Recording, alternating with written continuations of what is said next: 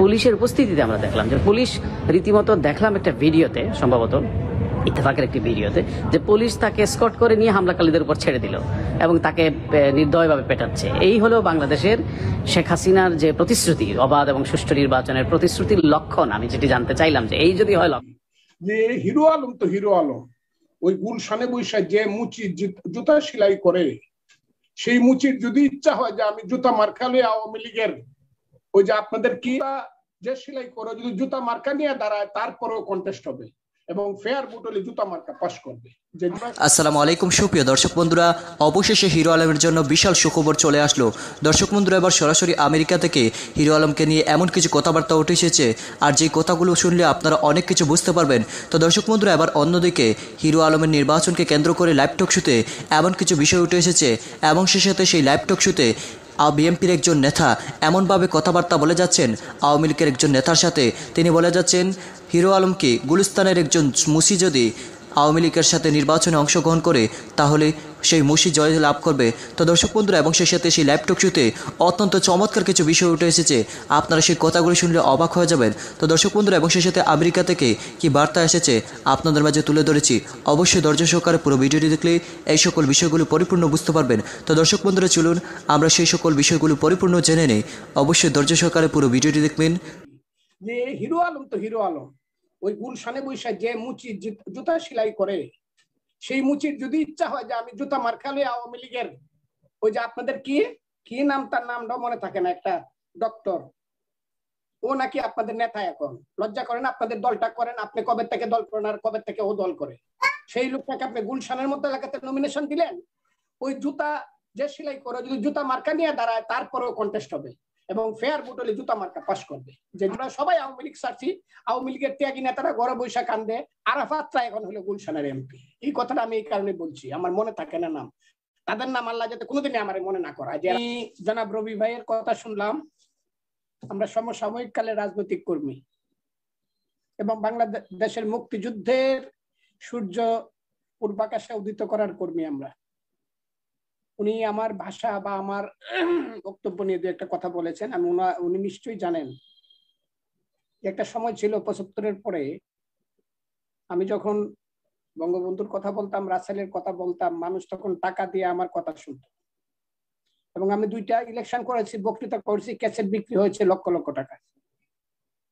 তখন আমার কথা ওনাদের খুব মিষ্টি মনে হতো, এখন আমার কথা তাদের খুব খুব ঝাল বা তিতা মনে হচ্ছে।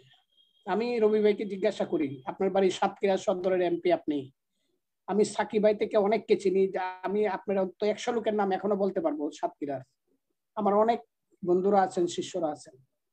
আপনাকে আমি জিজ্ঞাসা করি, আপনি তো কিছুদিন রাজনীতি থেকে একটু দূরে ছিলেন যে কোনো কারণেই হোক, কিন্তু আপনি সবসময় মুক্তিযুদ্ধের পক্ষের লোক, এখন আপনি এমপি। আপনি যদি 10 বছর আপনাকে কেউ আপনার বাড়িতে যেতে না দেয়, একটা সরকারের প্রধান ব্যক্তি যদি আপনাকে বাড়িতে যেতে না দেয়, ঈদে যদি মা বাবার কবর জিয়ারত করার সুযোগ না পান 10 বছর, তাহলে কি আপনার মুখ থেকে মিষ্টি কথাটি বের হবে? আমি গত 10 বছর জনাব আব্দুল হামিদ রাষ্ট্রপতি থাকাকালীন সময়ে আমি আমার এলাকা ইটনা মিটাময় নষ্টগ্রামে যেতে পারিনি। আমি সারা দুনিয়ার সামনে কথাটা বলছি, যদিও 2-1 বার গিয়েছি। আমার ঘরের চতুর্পাশে পুলিশ নৌকা লাগিয়ে বসে থেকেছে, কারণ আমারটা হাওর এলাকা, যাতে আমি বের হতে না পারি।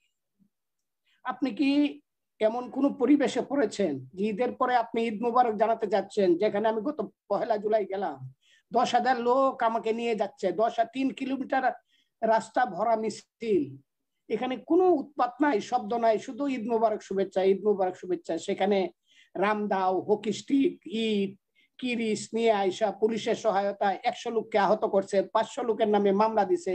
তারপরেও আমি বাড়িতে থাকতে পারি নাই, বলতে গেলে পালায় আইসা কিশোরগঞ্জে এই যে আমার সাংবাদিক সম্মেলনের কাগজ, এই যে আমার রক্তাক্ত শত শত নেতা কর্মীর রক্তাক্ত ছবি। আপনি আমার কাছ থেকে মিষ্টি কথা শুনতে চান আওয়ামী লীগ সম্পর্কে? এইটুক যে বলি, এটা কার জন্য বলি জানেন? শেখ হাসিনার ব্যাপারে, কারণ শেখ হাসিনার পিছনে একটা ছবি ভাসে আমার চোখে। এই কথাটা মনে রাখেন। আমরা কিন্তু এই দলটার জন্য 21 বছর, আমি যতবার এই দলের জন্য যা করেছি তা যদি আমি আল্লাহর জন্য করতাম, ওলি আল্লাহ হইতাম। মিষ্টি কথা শুনতে চান কেন আমার কাছ থেকে? এইবারে তো বাড়ি থেকে ঈদ করতে পারি নাই, 500 লোক কেন নামে মামলা হয়েছে, 5,000 লোক এখনো পানিতে নৌকায় ঘুমায়। এই যে দেখেন রক্তাক্ত একটা ছবি দেখেন আপনারা, মুস্তাক ভাই দেখেন, রবি ভাই দেখেন, এই যে ছবি এইরকম ছবি আসছে না, কেউ একজন কল আসছে, আপনার একটা কল দিয়েছে হয়তো। জি, কিন্তু বলা হচ্ছে যে যারা মীর মোশতাক আহমেদ রবি যে আজকের ঘটনায় বিভিন্ন জায়গায় যে আহত হয়েছে, নিহত হয়েছে, সেটা বলা হচ্ছে যে বিএনপির পক্ষ থেকে চাচ্ছে এমন একটা ইস্যু যে এখানে। আওয়ামী লীগ এখন মিষ্টি কথা শোনার মতো দল না, তাকে আমি প্রশংসা করতে পারি না। আপনারা লাস্ট চাচ্ছেন এমন ইঙ্গিত দিয়েছে। জি হ্যাঁ, আজকে আপনি ওই সুষ্ঠু নির্বাচন চান, সংবিধান ছাড়া কোনো নির্বাচন হবে না, 1 ইঞ্চি যাব না, একটা অক্ষর যাব না। আরে ওবায়দুল কাদের 94, 95, আমি তো, এই রবি ভাই শুনে রাখেন, এখন শেখর আছে আসাদুজ্জামান সাহেবের ছেলে এমপি মাগুরার, তাকে জিজ্ঞেস করেন। আমি ছিলাম চিফ ইলেকশন এজেন্ট, তার বড় ভাই আসাদুজ্জামান না শফিকুজ্জামান বাচ্চু, আমি ছিলাম। এবং আমার সময় এই ঘটনাটা, মাগুরার ঘটনা ঘটছে, তত্ত্বাবধায়ক সরকারের আন্দোলনটা শুরু হয়েছে, আমি চিফ ইলেকশন এজেন্ট ছিলাম। আমি আপনাকে বলছি, তত্ত্বাবধায়ক সরকার যখন আমরা তখন বক্তৃতা করে বলতাম 2 দলের গন্ডগোল হইলে, খেলা হইলে পরে রেফারি না থাকলে চলবে না, আম্পায়ার না থাকলে চলবে না। ওবায়দুল কাদের সাহেব প্রেস ক্লাবে থেকে বক্তৃতা করে বলতেন আম্পায়ার ছাড়া খেলা চলে না। আজকে ওবায়দুল কাদের সাহেব যখন বলেন সংবিধানের বাইরে 1 ইঞ্চি যেতে পারবেন না, ওই যে 183 জন লোক নিহত হয়েছিল বা শহীদ হয়েছিল তত্ত্বাবধায়ক সরকারের আন্দোলনে, যাদের মায়ের চোখের পানি ঝরাইছেন, যাদের পিতাকে সন্তান হারা করছেন, যাদের সন্তানকে পিতা হারা করছেন তত্ত্বাবধায়ক সরকারের আন্দোলনে, আপনাদের লজ্জা হয় না? এই কথাটা বললে আপনি বলবেন আপনি খারাপ বাংলা বলেন, আপনাদের লজ্জা হয় না? আপনি যে 193 জন লোক ওই মারা গেল। আমি একটা উদাহরণ দিব, রবি ভাই শুধু শুনেন, আমার কিশোরগঞ্জে 2টা লোক তত্ত্বাবধায়ক সরকারের আন্দোলনে 96 সনে মারা গেলেন। শেখ হাসিনা আমাকে একটা চিঠি দিলেন, ওই যে ছেলেটা মারা গেল তার মায়ের কাছে। এখনো কিশোরগঞ্জের সমস্ত নেতারা যারা জীবিত আছেন তাদেরকে জিজ্ঞাসা করবেন, সেই ভিডিওতে, সম্ভবত ইত্তেফাকের একটি ভিডিওতে, যে পুলিশ তাকে এসকর্ট করে নিয়ে হামলাকারীদের উপর ছেড়ে দিল এবং তাকে নির্দয়ভাবে পেটাচ্ছে। এই হলো বাংলাদেশের শেখ হাসিনার যে প্রতিশ্রুতি, অবাধ এবং সুষ্ঠু নির্বাচনের প্রতিশ্রুতির লক্ষণ। আমি যেটি জানতে চাইলাম যে এই যদি হয় লক্ষণ, এটির উপর কি তোমরা ভরসা করতে পারো? আমরা কি ভরসা করতে পারি? তো এটি নিয়ে ম্যাথিউ মিলার বলেছেন যে তারা খুব গভীরভাবে ঘটনাগুলি পর্যবেক্ষণ করছেন এবং খুব ক্লোজলি তারা অবজার্ভ করছেন ঘটনাগুলো, প্রত্যেকটি ঘটনা, এবং গণতন্ত্রে এটার কোনো স্থান নাই, এটির অবশ্যই এটার জবাব দিয়ে তারা আওতায় আনতে হবে। আজকে বেশ তিনি স্ট্রংলি সেটা একো করেছেন স্টেট ডিপার্টমেন্টের পোডিয়ামে দাঁড়িয়ে। একই কথা আরেকটি বিষয় আমি দেখলাম যে ক্ষমতাসীন দলের একজন এমপি, তাকে নিয়ে অনেক আলোচনা, অনেক বিতর্ক, শামীম ওসমান, তিনি নিউ ইয়র্কে এসেও তার নারায়ণগঞ্জের মতো আচরণ করছেন। মানে নারায়ণগঞ্জে যেভাবে তিনি অতীতে আচরণ করেছেন, বিএনপির প্রতি আচরণ করেছেন এবং তার দলের মেয়রের প্রতি যে আচরণ করেছেন, সেই ধরনের একটা আচরণ লক্ষ্য করলাম। যে তার সামনে তর্ক বিতর্কে জড়িয়েছে সাবেক ছাত্র দলের একজন নেতা, যে ভোটাধিকার এবং তার দাবিতে ভোটাধিকারের কথা বলছিল এবং ভোট চোর এগুলো বলছিল সম্ভবত। তো এই টলারেন্স তার যুক্তরাষ্ট্রে নাই, যেখানে নির্দ্বিধায় সমালোচনা করা যায়, সব ধরনের কথা বলা যায়। তো সেখানে সে দাঁড়িয়ে হুমকি দিল সে দেখে নিবে, এবং এই দেখে নেওয়ার কয়েক ঘন্টার মধ্যে আমরা দেখলাম যে তার বাড়িতে হামলা করা হলো, সেখানে বোমা নিক্ষেপ করা হলো এবং তার বাড়ির সদস্যরা তারা বাড়ির থেকে পালিয়ে গেল। তো এটি কি যুক্তরাষ্ট্রের এই জায়গায় এটি কি সমর্থনযোগ্য? তো এটিও তিনি বলেছেন যে কোনো ধরনের এই স্থান এটি গণতন্ত্রে নাই, এবং তারা খুব পাবলিকলি অনেক, আমরা জানি ডিপ্লোমেসির দুটি একটা প্রাইভেট একটি পাবলিক, দুটি স্পেসিফিক যদি বলি, অনেকগুলি টার্ম আছে।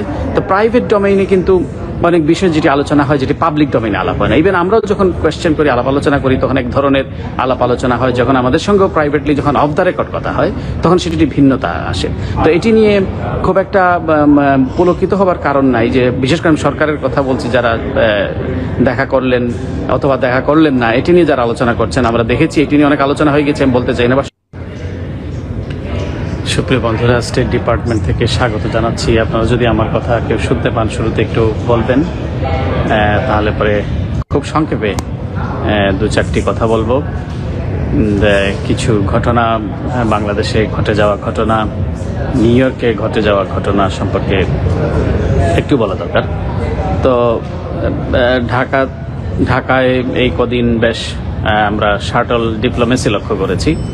যুক্তরাষ্ট্রের আন্ডার সেক্রেটারি ডেমোক্রেসি রাইটস যিনি দায়িত্বে, এবং তিনি উজরা জায়া, তিনি বাংলাদেশ সফর করেছেন। তার টিমে ছিলেন assistant secretary south and central এশিয়ার ডোনাল্ড লু, যদিও ডেমোক্রেসি এটা একটা আলাদা এন্টিটি, ডেমোক্রেসি পলিটিক্যাল, যিনি under secretary Victoria Newland, but তিনি উজরা যায় সেখানে বাংলাদেশ সফর করেছেন এবং বাংলাদেশের সরকার প্রধান থেকে শুরু করে সরকারের কর্তা ব্যক্তিদের সঙ্গে তারা সফর করেছেন।